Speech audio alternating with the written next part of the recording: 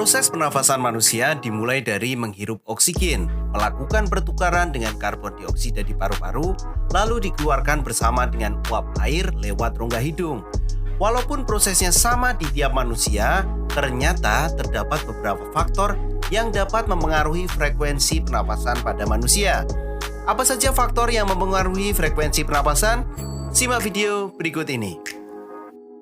Frekuensi pernapasan pada manusia dikontrol oleh bagian otak yang disebut dengan medula oblongata. Di medula oblongata terdapat sel-sel yang sangat peka terhadap karbon dioksida dalam darah.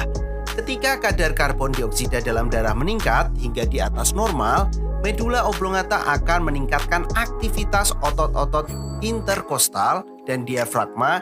Akibatnya frekuensi pernapasan akan meningkat karena di situ akan mengembalikan konsentrasi karbon dioksida ke batas normal. Beberapa faktor yang mempengaruhi medula oblongata untuk meningkatkan atau menurunkan ritme pernapasan adalah usia, aktivitas, jenis kelamin, suhu tubuh, serta posisi tubuh.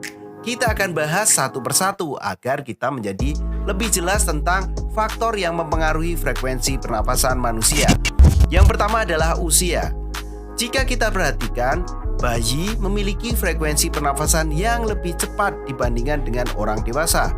Hal ini disebabkan karena bayi masih berada dalam masa pertumbuhan dan perkembangan, sehingga membutuhkan energi yang lebih banyak untuk mendukung tumbuh kembangnya. Nah, yang kedua adalah aktivitas. Semakin berat aktivitas seseorang, maka frekuensi pernapasan pun akan semakin meningkat. Nah, fungsinya di sini adalah memasok energi yang dibutuhkan untuk mendukung aktivitas. Tentu semakin banyak aktivitasnya kita butuh banyak energi dan di situ frekuensi pernafasan akan meningkat. Yang ketiga ada jenis kelamin. Jenis kelamin pun memiliki pengaruh terhadap frekuensi pernafasan pada manusia.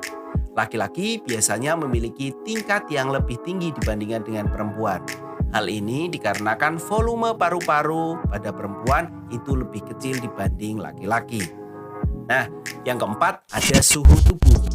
Ketika seseorang merasa kedinginan dan suhu tubuhnya menurun, otak akan mengirimkan sinyal agar paru-paru meningkatkan frekuensi pernapasannya.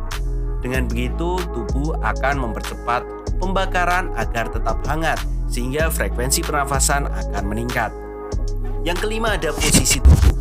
Terakhir, ini juga dapat dipengaruhi oleh posisi tubuh juga frekuensi pernafasan manusia. Jika seseorang berada pada posisi berdiri, frekuensi pernapasannya akan lebih tinggi dibandingkan jika ia sedang duduk atau berbaring. Hal ini terjadi karena ketika berdiri, tubuh memerlukan energi yang lebih besar untuk menjaga agar tetap seimbang, sehingga frekuensi pernafasan ditingkatkan untuk memenuhi kebutuhan energi.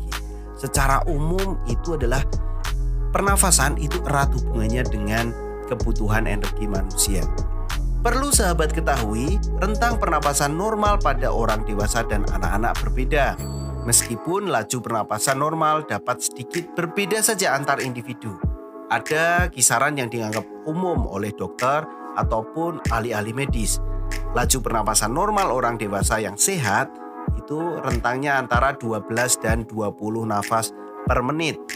Pada kecepatan pernapasan ini, karbon dioksida keluar dari paru-paru dengan kecepatan yang sama dengan yang diproduksi oleh tubuh.